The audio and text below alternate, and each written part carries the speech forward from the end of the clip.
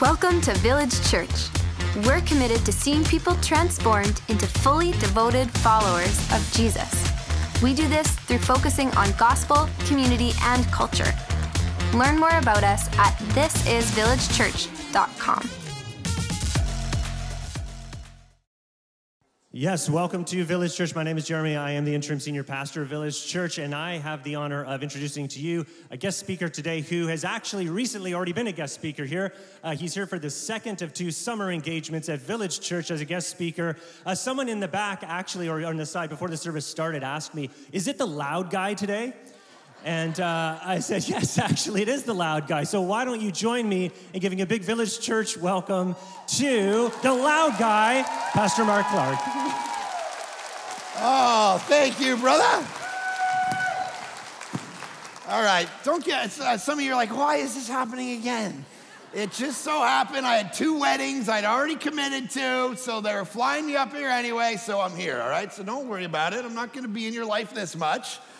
Oh, yeah, right. Oh, thank you for that. I love you all. Okay, so those of you who are new have no idea what's going on, but I used to be a pastor around this church, and I love it so much and love you guys so much. And just following along with everything Jared's doing and John and the team, all the pastors, I was watching the church planting stuff you guys were talking about a couple weeks ago, the stuff you're doing across Canada. So unbelievable, so unreal, so important, and kind of is driven by the text we're going to look at today. So, John chapter 14 is where we are. If you have a Bible, please open it up to John chapter 14, one of the core texts in the whole New Testament about the big kind of why you would ever plant churches. Why would we ever want people to meet Jesus at all? What's the point of it? And this text pulls back the veil of that reality and starts to tell us why that's important. So,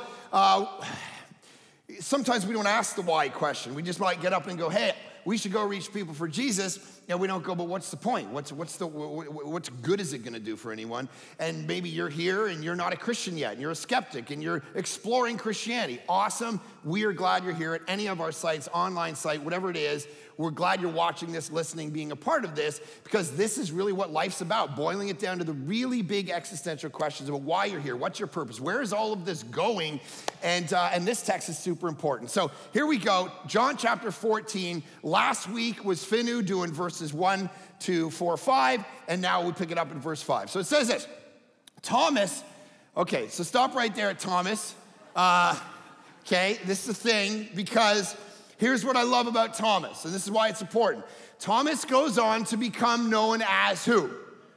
Doubting Thomas, all right? And that's really important, especially for those of you who are new. Later on, Jesus is going to rise from the dead, and Thomas is going to go, I don't really believe that he rose from the dead until I see his hands and feet, and like I want to see and touch him. And some of you are skeptics, and you're here, and you're exploring Christianity, and I just want to affirm you in the context of you might be a Thomas. You might be someone who's like, I don't know about this. And if you know any of my story, that's the context for me. I didn't get raised in the church.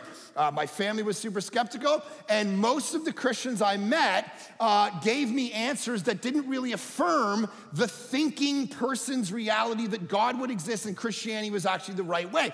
It was more like people that I knew were like, the world's 10,000 years old. We used to ride on dinosaurs, and dinosaur bones were put there by Satan to deceive the world. And I was like, wow, you're crazy, all right? And then I just move on with my life. And then I started to meet actual thinking smart people who were university professors and scientists and philosophers and psychologists, and realized these guys are believing in Jesus. And why are they believing in Jesus? So I started exploring Christianity and realizing that it holds up philosophically, scientifically, psychologically. And I was a doubting Thomas. And maybe that's some of you. And I just want to affirm, okay, maybe you're not someone who just hears something and immediately accepts it. That's okay. One of the 12 disciples was that way. Hung out with Jesus for 3 years and still didn't really believe. Still, when he saw what was happening, went, I don't know about this, even though Jesus had told him for 3 years. So here's what I would challenge you if you are in that position, though. Always be making sure to doubt your own doubts. Always be making sure to examine the reasons that you might be a doubting person in regard to God, Jesus, the Bible, Christianity, the church, because there's always reasons behind the reasons. Some of you might go, man, think about sexuality, think about the way you deal with money. Many of you might go, okay, well, the reason I think about sex this way or money this way is because I don't believe in God. But I was reading a philosopher recently who pointed out that might not always be the case. It may be the opposite, in fact. It might be that because of what you've already decided to do with your body and to do with your money, that you've now decided to believe certain things about God, i.e. that he doesn't exist, because you don't want someone having authority over you. And so you've already said, look, I already know what I want to do, and so I don't want to believe in God because then he's going to challenge me. He's gonna actually give me things in my life that I don't wanna do, and I've already figured out what I wanna do with all these things. This is the challenge of the doubting Thomas. You've gotta allow God to come into your life and challenge you and rock you and push back against you and say, no, this is actually the way these things work in the world. And you gotta be open to that. You gotta be open to look at the evidence and actually be honest with it. Because here's the reality. I was telling my church down in California this last week, telling the story about a guy I know. I used to tell him about Jesus all the time. I didn't grow up in the church, became a Christian. The only reason I came to the church is because there were good-looking girls there, and I was like, okay, this is gonna be fun. I love Jesus. And then actually came to Christ, and I started realizing that I need to tell my friends about Jesus because I'd met Jesus, and so I wanted them to know him. So I'm telling my skeptical family, my skeptical friends, and they're not believing, and they're not believing. And finally, I'm like, well, what kind of evidence can I point to that? And I was kind of looking for things in their life. And I remember this one guy, he was down somewhere and he got bitten by a whole bunch of red ants. And the red ants just started, and he was like, oh my goodness, he didn't realize he was allergic to red ants. It can totally kill you. He goes into the shower, starts to shower them off. That doesn't work. It actually makes them worse. And he's like, oh my goodness, what am I gonna do? I gotta get rid of these. And so he gets on a bike and he just starts riding around his little neighborhood. And he just starts having like this anaphylactic shock or whatever, falls on the grass and just starts to die. And this lady just walks out of her house and she's like, oh, she looks down, she's like, I think he's having an anaphylactic shock right now. I know what I'll do. Runs inside, gets one of those EpiPens, just happens to have one in the house, walks out and goes, oh, I think this man needs this, and just starts giving, well, probably not in stabbing motion, but however, I'm not a nurse. So gives him the jab or whatever you do. Sorry, I shouldn't have said that. Gives him the jab. Some of you just said, boo, boo. PTSD. All right, gives him the EpiPen, all right? Everyone calm down. And he wakes up and he's like, oh my gosh, I'm fine, I survived. And so I sat down, I'm like, oh my gosh, like, are you wanting to accept Christ now? Like, look at the chances that you just happened to fall on the front grass of the one lady in your neighborhood that happened to have an EpiPen, figured out you were dying, gave it to you. Like, all of this is mathematically impossible. And he's like, no, boy, I was lucky, wasn't I? No! Why? See, we look at evidence and we skew it to what we already want to be the case. We've already concluded, I don't want to believe in God, so anything that happens in our life, miracle of miracles, and you still remain a doubting Thomas versus someone who goes, I'm gonna actually look into the evidence and go, maybe I will actually examine my life and give my life to Jesus. So I would just challenge you right off the top, as you explore Christianity today, later on, weeks, years ahead, make sure you're constantly examining your doubts and going, okay, what do I actually believe and why do I believe it? Now, here's what Thomas asks him. Lord, we do not know where you are going, because Jesus has just talked about heaven. You know, I'm gonna go prepare a place for you and so on. How can we know the way? So he asks this question, how can we actually get there? You're going to heaven. We don't know how to get there. How can we get there? So this is the question of religion, right? This is the question of, I wanna go to heaven. I wanna connect to God. What do I need to do? What do we need to do? Is it enough that I don't watch these websites and listen to this music? And is it enough if I go to church? And these are the things that we tend to say, do these things or don't do these things, and then you can go to heaven when you die. But that's religion. What Jesus is gonna go on to do is say, it's not based, listen very carefully, it's not based on what you do for God, but based on what God has done for you, right? In the person and the work of Jesus, which is about what he's about to say, so it's not about you. So I know that's hard for us to kind of take in. Even I was talking to someone the other day and they're like, I don't understand this Bible passage. It just seems like it's not relevant to me. I'm like, because it wasn't written to you. The Bible wasn't written to you guys. This is Bible College 101. The Bible was written for you by implication. But sometimes when you're reading Leviticus and it's going on about drapes and whatever, it's because God's not thinking primarily about you in 2022. He's got something else to deal with 3,000 years ago. And so we're constantly asked the question, what about me? What can I do? What can I do? And Jesus comes along and he says, no, it's actually not about what you can do. And so we struggle with that because we think to ourselves, if we just do this and we do this and we don't do this, and we know that we go to heaven when we die. Problem is, the Bible comes along and says what Jesus said in John chapter 3. You have to actually be born again, that your first birth isn't enough to get you into heaven, and you actually have to be born of the Spirit of God to ever enter heaven, to ever get salvation, to ever get God. And we struggle with that, and we try to figure out, what can we do?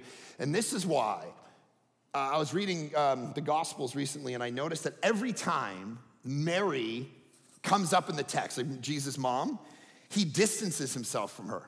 You ever notice that? Right? He always constantly did, like he's always like people are like, hey, your mother and your sisters and brothers are here to talk to you, Jesus. And he's like in this rammed room, and he's like, who are my mother and my brothers? You are all my mother. Everyone's like, no, but they're out there. They just want to talk to you. What do you mean I'm not your what? Right? And like the wedding at Cana, it's like, hey, Jesus. She comes, she's like, hey, we're out of wine. We need more wine. He's like, woman, do not just, like, who talks to their mom like this? Like, woman, away from me. It's not my time. And then he goes and does it anyway, like a good Jewish boy should.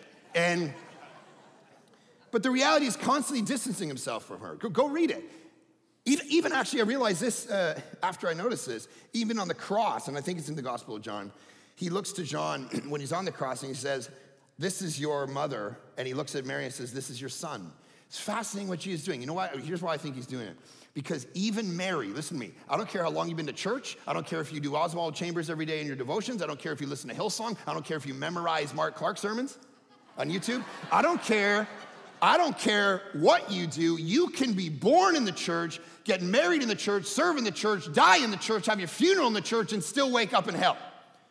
Because you don't actually know him. And what he's trying to say to Mary is, don't think that just because you're my mom, you're in. You too have to come through me. You too have to actually be humble enough to go, I'm a sinner and I need to become a disciple of Jesus to ever get in. And that's the fear. So some of you are here and you're like, yeah, but me being here makes me a Christian. That's you trying to make it about what you do versus what he has done in the cross and in the resurrection. And this is why this text comes at us and challenges us over and over and over again. Because what we do is we categorize ourselves, especially as religious people, as those pagans out there. You got those pagans out there, and then you got us. And we already know they're pagans out there because you've been involved in a culture war, and you've been watching on social media, and you've already figured out politically, those are the people who are in, and politically, those are the people out. And theologically, those are the people. And sexually, those are the people. And you've already figured out the ins and outs. But then I remember the first time I ever preached a sermon at a church. I was 20 years old, preached my sermon. Guy walked up to me, goes, I'm sure you said some really great stuff. I'd never heard a word of it. And I said, why? He said, because you were wearing blue jeans. And son, you got to put on your best because God deserves your best. You should have a three-piece suit on right now. And I realized in that moment there are more ways of being lost than just one. You don't have to be a pagan to be lost. You can be the most religious person in this room and still not know God at all. You could be on this worship team and still be lost. You could be on the preaching team and still be lost and not actually know him. This is what Jesus is trying to do. Get your eyes off you and get them on me. So here's what he says now. This is one of the most fundamental central texts in the whole New Testament. He says this, this is about me, not about you. How do we get to God? How do we get contentment? How do we get joy? How do we get to heaven? How do we have joy in our life? You do it through me, not through yourselves. That's the first thing. It's not through you and building your perfect little life. And you're gonna build a perfect family, and then you're gonna feel saved. And you're gonna build your perfect home, and then you're gonna feel happy and content. And you're gonna have the perfect job, and you're gonna be happy and content. You're gonna have perfect kids, and you're gonna be happy and content. And all of that, he says, isn't actually the way. It's not about going into yourself. It's not about finding yourself. It's not about the 5 principles of a better. It's none of that. He goes, it's me, which means you have to die. And then you live in me. And so he's saying, I am actually the thing that this story is about. There's a guy named Mark Sayers. He wrote a book Talked about the idea that for the last 50 or 60 years, we've made all of life about us. And here's what he says. We now believe collectively that the highest good is individual freedom, happiness, self-definition, and self-expression. That the primary social ethic is tolerance of everyone's self-defined quest for individual freedom and self-expression, the journey into the self. And Jesus goes, no, guys, it's not about you journeying into yourself. I'm the definition of reality, right? I'm the definition. Now, here's the problem. If you live in the, in the post-Christian West, and maybe you went to university for a year or two, and you begin to think philosophically about your own life, you begin to go, no, but it can't be about God because it's about me. I make decisions, I do things. I'm a free will creature that walks around and takes in evidence and thinks through things. I was preaching last week at our church, and it was Romans chapter 9. So Romans chapter 9, super difficult passage where God goes, Jacob I loved, Esau I hated, I'm choosing Pharaoh, I'm hardening Pharaoh's heart, I'm doing all this stuff, and I'm like, oh my goodness. And I get up and I talked about the idea that you guys think you have free will, but that's a concept. Think about the idea of free will. You think that you were born into the world, you just walk around neutral, you gather information, and you just came into the world like just a blank slate of information, but you didn't. Because Martin Luther talks about the idea in the bondage of the will that our sin, our hearts are already geared towards sin. That's why Jesus says out of the heart comes adultery and gossip and sexual immorality. It's out of the heart. You're already prone to sin naturally, so what you need is God to actually come in and save you. And if you think you have free will and you're such a smart, objective person, you're not realizing that every moment your mind is shaped by YouTube, by CNN, by Fox News, by TikTok. I talk to guys, you think, if you're a man and you're in here right now and you're wearing clothes, you think you're a free will creature who chose those? Your wife has been manipulating your brain for 20 years, bro. Right? She has been whispering in your ear when you're sleeping. Throw out those pants, Tom. They're ugly. No more cargo shorts, Tom. You're not living in your own free will. You're part of an empire that spends billions of dollars to shape what you think about life, about womanhood, about manhood, about salvation, about everything. And Jesus comes in and goes, that's you trying to make it about you. But the reality is, he says, I am the way. So he's going to say three things. First, he says, I'm the way. The way to what? The way to heaven, the way to joy, the way to God, the way to contentment. I'm the way, and we begin to realize that there's so much depression, so much anxiety, so much stress in the Western world, and I think it's partly because we keep thinking of ourselves as the way, and we put a burden on ourselves that we were never meant to bear. We've eliminated God. We've eliminated the transcendent, so then all that we have is us, and we get a little hopeless because we realize we should probably not be the heroes of this story. We should probably not be our own saviors because it crushes us, and that's why you're all anxious. That's why you're all depressed. That's why in the Western world, we're the richest people in the world and the people on the most antidepressants in the world. Why? Because you think it's about you and you have no God to help you absorb the suffering. You have no God to help absorb the pain because you eliminated the transcendent from any kind of reality. And so it's all about you. And Jesus pushes back. He goes, guys, it's all about me. And then he says this. And he kind of doubles down on this because this is, now let's just realize this. This is super offensive, right? I am the way, like, what do you mean you're the way? There's a billion ways. There's every way. There's every way to get to heaven. There's every way to get to God, and that's your way, but it might not be my way because my way is how I feel it should be. That's how we kind of function. Now, if you're offended by that, I'm not the one saying it. Jesus is. Right? So don't, the church hurt me. Why? Because the church is so exclusivistic. No, Jesus is. So if you have like a beef, take it up with him. The church is just doing its best to go, oh my gosh, that's problematic. Got to say it anyway. People might leave the church. So Jesus doubles down on this crazy statement, and he says this, one of the most central text in the whole New Testament about a concept called exclusivity. If it was not clear to you, no one comes to the Father except through me, period. Amen. Now, here's the problem with it. That means there's only one way to God. That means, by default, every other religion is wrong. I know. Chill, relax. I know, that's not easy. That's not easy, because then when you're sitting around with your friends, you gotta go, yeah, I know you think that, eating mushrooms and connecting with the universe frees your brain, but you're wrong. And I know you think that holy book is actually legitimate, and I know you think that religion's legitimate, but it's actually not. Now, here's the logic of this, though, just before you freak out and leave and be like, I can't believe in the 21st century we still talk like this. So here's the logic of it, though. So if you read Timothy Keller's as pastor in Manhattan, one of the most progressive, inclusivist cultures in the Western world, of course, and he had a church there, and he used to be invited to speak on stages a lot to university students. And so himself as a Christian minister and a Muslim imam, which is like a pastor, a teacher in Islam, and a Jewish rabbi got on the stage, and they all talked about their philosophies of ideas and God and whatever. And they all agreed, all three of them on the stage, that if Christianity was right, the other two were wrong. And then the other two said, but if Islam is right, then Christianity and Judaism is wrong. And then the rabbi said, but if we're right, Christianity, I know this sounds like a really bad joke, but it's not a joke. So the rabbi says, then the rabbi says, no, if I'm right, Christianity and Islam is wrong. And they were all comfortable with that. But I'll tell you who wasn't comfortable with that. All the students. So all the students in New York University line up at the microphones and say, how dare you say this? How dare you say if one of you is right, the others are wrong? And they're all sitting there going, but it's just true, right? That's the thing, guys. It's logic.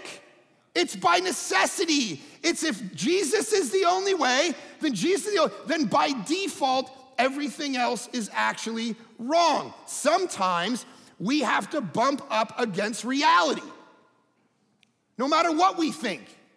I'm doing a wedding later on this afternoon. And here's the concept of a wedding, guys.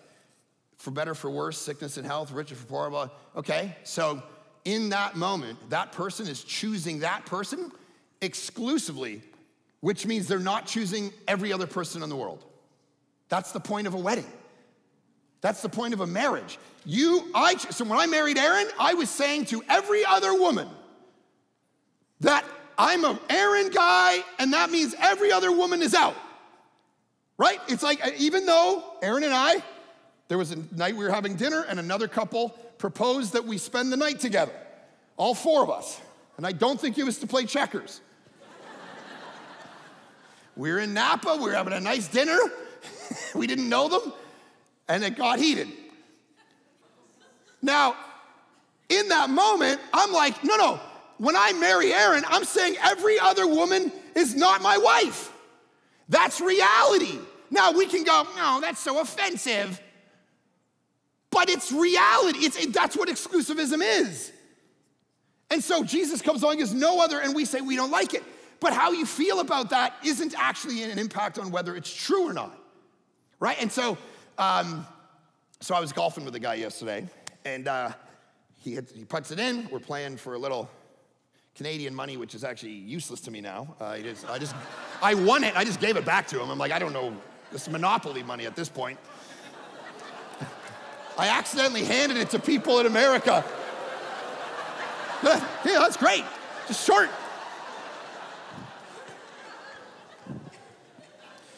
I handed it to someone in the States, and they stared at it for 5 minutes. They're like bringing people over. They're like, what is this? Is this fraudulent? I don't know what this is. So anyway, I said, did you get a 6 there? And he's like, no, I got a 5. I'm like, no, you put it in the water, you got a 6. And he's like, oh, right, I got a 6. But here's what he didn't do. Why are you being so mean to me? He didn't start crying. He just bumped up against a fact. And facts aren't value statements. They're just facts. They are what they are. It's just logic. It's math. If Jesus is the only way, by default, Joseph Smith and Mormonism isn't. I'm not being mean. I'm just saying that's what Jesus said. And all the other religions that we think up, all the other philosophies that you try to get to heaven with, Jesus is saying, no one comes to the Father except through me. I am the only gate. And then you think about, okay, but what about the universalist philosophy that talks about everybody's gonna go to heaven? The universe loves everybody. Everyone's just gonna find their own way. And Jesus throws it out and he goes, guys, no one comes except through me. That's it, through me. And so you can be a universalist, you can think everybody's gonna get in, but you're gonna bump up against reality at some point. And so Jesus is saying that's not actually the way things work at all.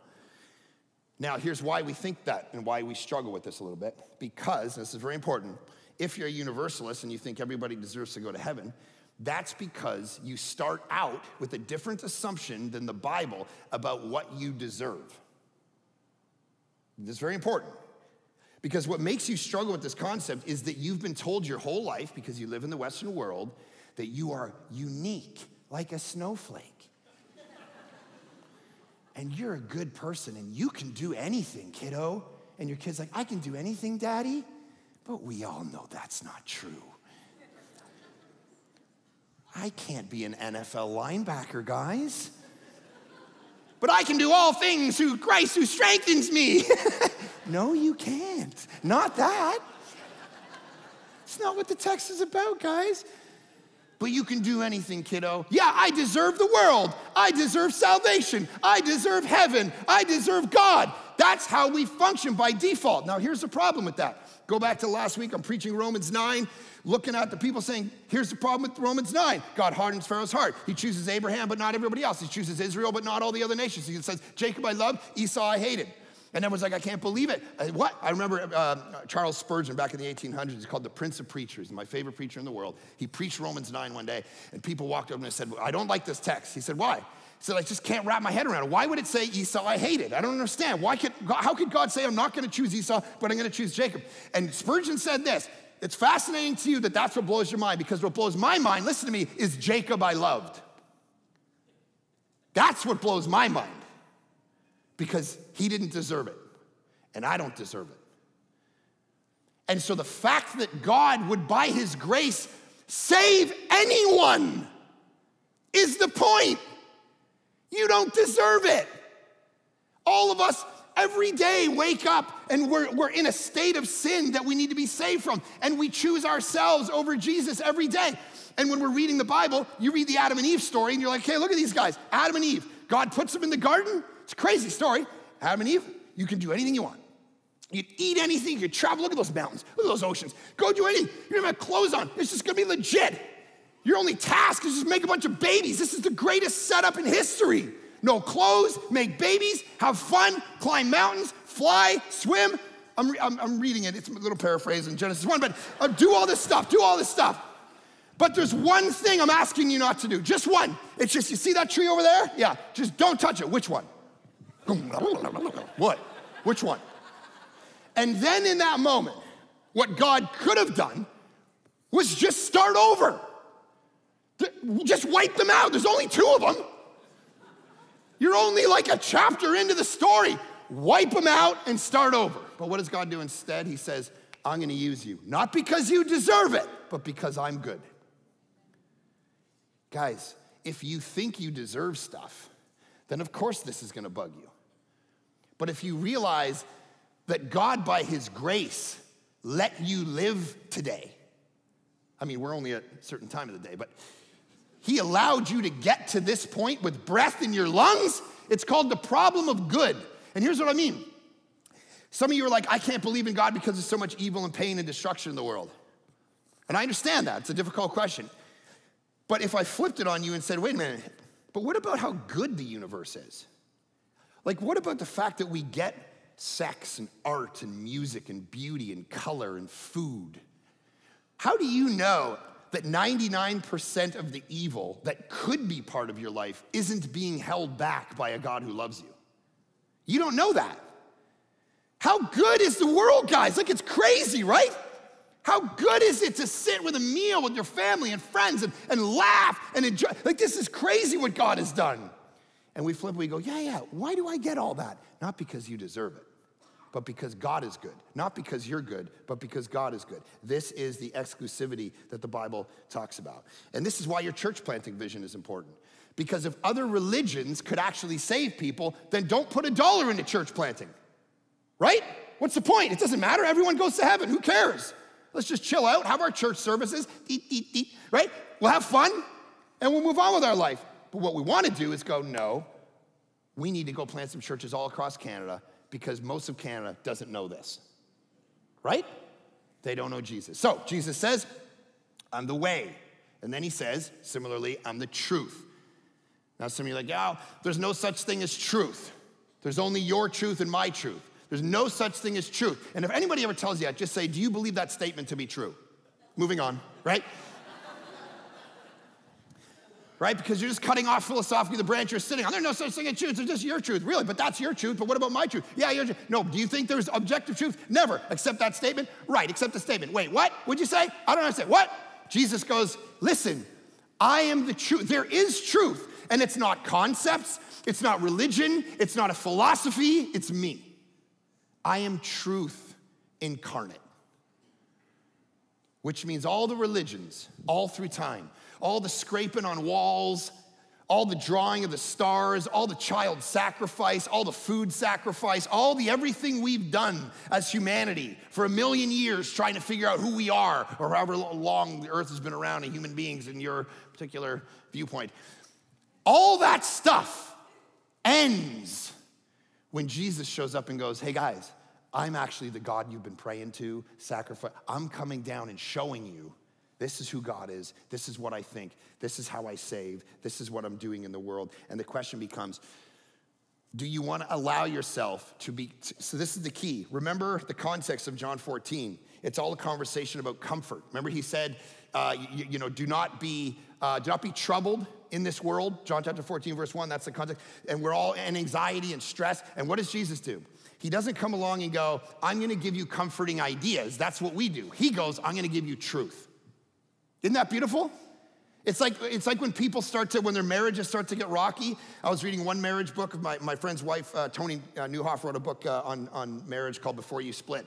And she talks about the idea of beware of the cheerleaders.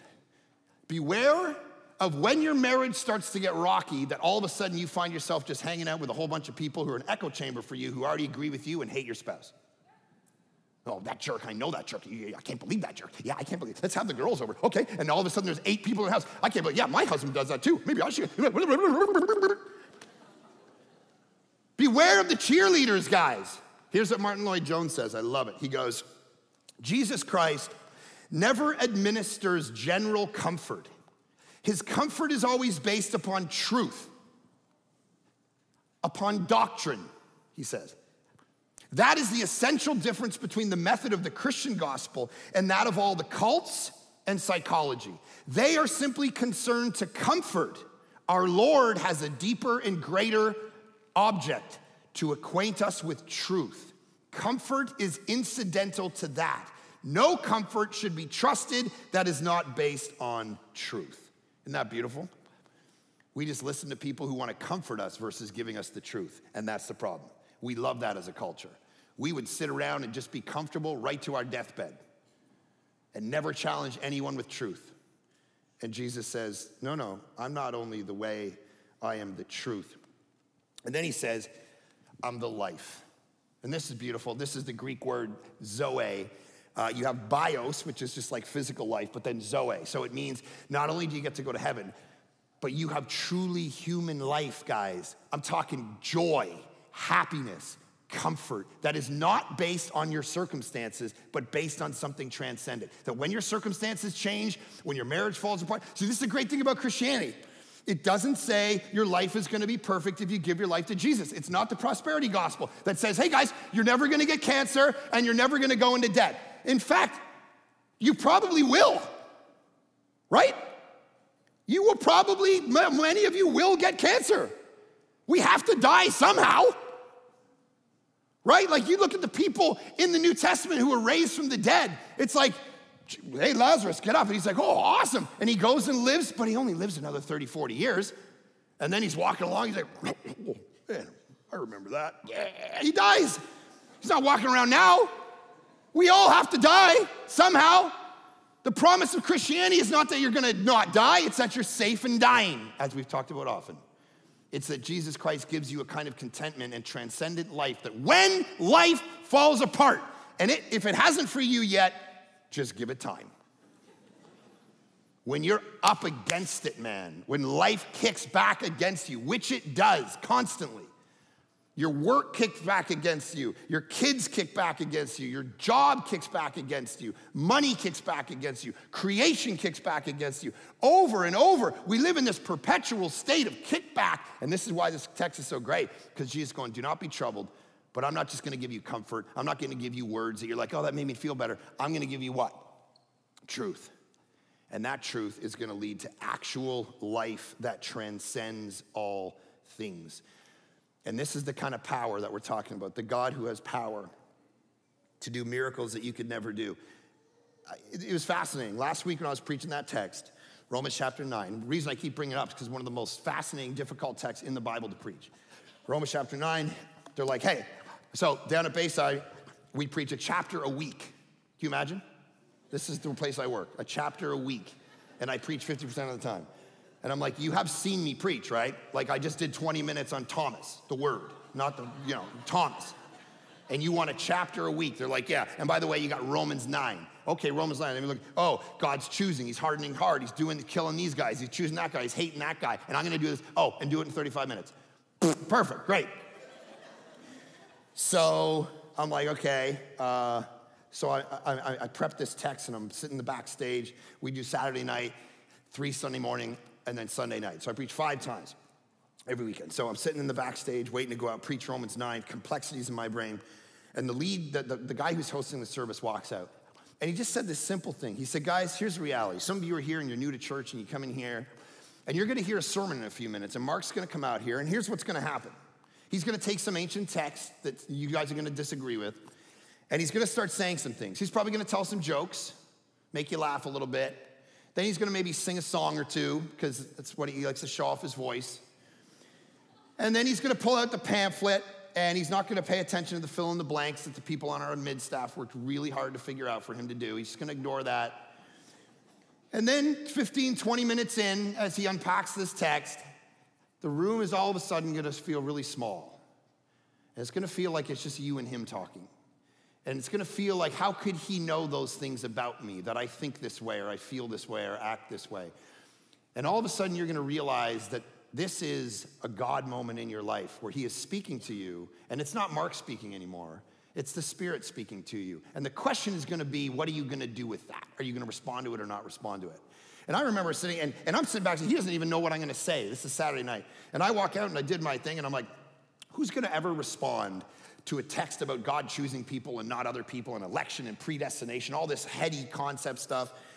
And we have this thing called the I Raise My Hand table. And so I'm like, hey, if anyone, after that sermon, it's just philosophy for 35 minutes about how God didn't choose everybody. And then I'm like, oh, go to the I Raise My Hand table. And he texted me that night, he's like, more people than ever went to that table since you've been here. What is that? That's the power of God bringing life, y'all. I say y'all now.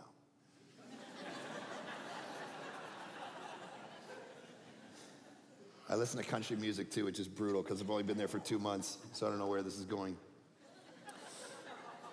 Guys, this is the power of God to actually bring life to us. Okay, let me end by talking about you. Jesus then says in the text something that's fascinating. He ends it this way. Truly, truly, I say to you, whoever believes in me will also do the works that I do. Can I just say something?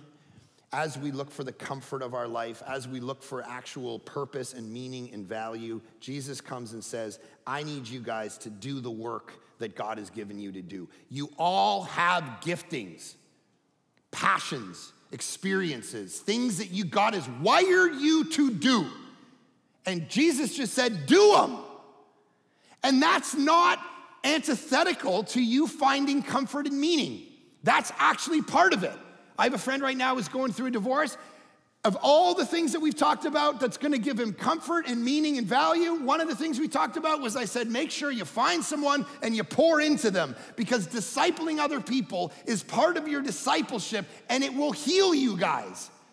Some of us just live autonomous lives. We're so invested trying to figure out, feed the kids, get them to school, get to practice, do this thing, hit the repeat. You're not pouring into anyone. You're not using your gifts, your passions, your values, your experience to go, I gotta bless other people. I gotta do the works in the world that can bless the world versus just honing in on myself. Some of you got spiritual gifts of teaching. Use it.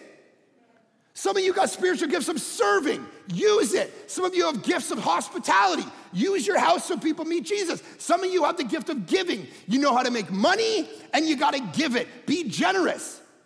That's how the church planting is going to happen. That's how the church is going to go forward. You take your gifts and you use them. I was at I flew from Colorado Springs to here. I was at this charity event, at this golf event for 2 or 3 days before I flew up here, and we're sitting in this room, a whole bunch of pastors. The plan was to golf twice in the day. So we golfed in the morning, all the pastors sitting around for lunch. One of the pastors is like, oh, I gotta work this afternoon. I'm like, work, hold on, what are you talking about, Brian? We're gonna go golfing, you're gonna go golfing, you deserve golfing. And all of a sudden, I just start going at him. And the whole room's like, yeah, and then this guy's like, I'm just gonna stay back. I'm like, stay back, come on, bro, you only live once, what are you talking about? And all of a sudden, everyone was coming golfing. And the guy goes, man, can you tell this guy's an evangelist? He just changed my whole opinion on everything in 5 minutes. And I'm like, yeah, listen, that's what I do. God has wired me to do that, so that's why I'm here. Guys, there are a million things I do awful, and anyone close to me knows it. I have a very specific set of skills. I sound like Liam Neeson. I have a very specific set of skills, guy. I can do a few things, but man, I hack stuff. And this is the thing, some of you are like, I'm not gifted enough. I make too many mistakes. I talked to a guy the other day. He's like, I feel like I have the spiritual gift of healing, but I'm such a goof that I never tell anybody I have it because I know they're gonna judge me and say that's just all in your head. And so he doesn't use it. The amount of goofiness, guys, that I portray in my life, and God still somehow uses me to do something, even a little bit. I go down, I got a new job, guys. I go down there, and I don't even know why. I go, like I said, I don't use the fill in the blanks. We work on them for hours every week. I never even look at them. They're like, dude, you've been here 2 months. You can't figure this out yet? I'm like, oh yeah, guys, fill in the blanks. I led my first meeting. I wish there could have been a fly on the wall. I walked into the meeting, I'm like, okay, guys, here's the vision, here's what we're gonna do. We're gonna go multi-site, we're gonna do video, we're gonna do the IMAX, hey, what do you do? Hey, you do this, marching orders, 1 hour of just legit vision, strategy, boom, boom, boom. At the end of it, I'm like, and 10 people knew, and they're like, okay, I'm taking notes. All right, good to go. I look at my admin, I'm like, anything else to say? She's like, well, why don't we ask them what their names are? I'm like, right, your people. Yeah, what's your name? Right, because that's what we do, man. We are utilitarian. We use people according to what they can do, right? That's how we think as human beings. Like, okay, so last weekend, I'm sitting in my backyard, I'm working, and my dog's outside, little Boston Terrier outside running around. All of a sudden, she starts to bark like crazy, and I'm like, uh-oh. And there's this like box of all the shoes and stuff. And so she's like barking and she's under the thing, like just, and I'm like, what is this dog doing? So I walk over and I hear something under the box just go boom. And I'm like, I'm out. So I go inside my house. My 3 daughters are there. What's going on? Why is Ari barking? I don't know. You go check it out. So my middle daughter, Hayden, goes out. She's like, I'll go get it. Goes under the thing, thinks there's like, goes, ah! Skunk, right? Runs inside, she goes white. I mean, she's already pale, so she goes white. There's a skunk. I'm like, oh my gosh, there's a skunk. We shut the doors, and Ari and the skunk are outside by themselves. I'm like, abandon the dog, man. The dog's done.